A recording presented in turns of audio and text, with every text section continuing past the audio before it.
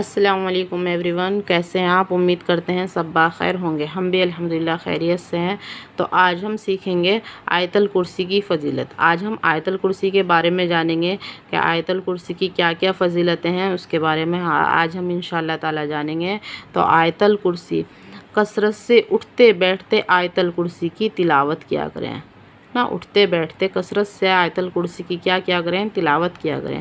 اس لیے کہ حدیث شریف میں آیا ہے کہ آیت الکرسی اللہ کی کتاب کی سب سے بڑی آیت ہے۔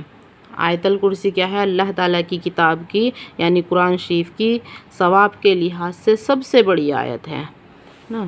ایک اور حدیث میں ہے کہ یہ قرآن کی آیتوں کی سردار ہے۔ دوسری حدیث میں کیا ہے کہ یہ قرآن کی آیتوں کی کیا ہے؟ سردار ہے۔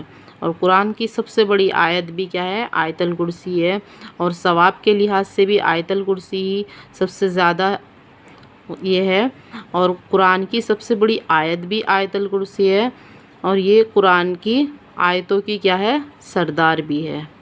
دوسری حدیث میں آیا ہے کہ جس مال یا اولاد پر اس آیت الکرسی کو پڑھ کر دم کر دیں یا لکھ کر مال میں رکھ دیں گے یا بچے کے گلے میں ڈال دیں گے، شیطان اس مال اور اولاد کے قریب نہ آئے گا، ہے نا۔ دوسری حدیث میں کیا ہے؟ جس مال یا اولاد پر آیت الکرسی کو پڑھ کر دم کر دیا جائے گا یا لکھ کر بچے کے گلے میں ڈال دیا جائے گا یا لکھ کر مال میں رکھ دیا جائے گا یا بچے کے گلے میں ڈال دیا جائے گا تو شیطان اس مال اور اولاد کے قریب بھی نہیں آئے گا۔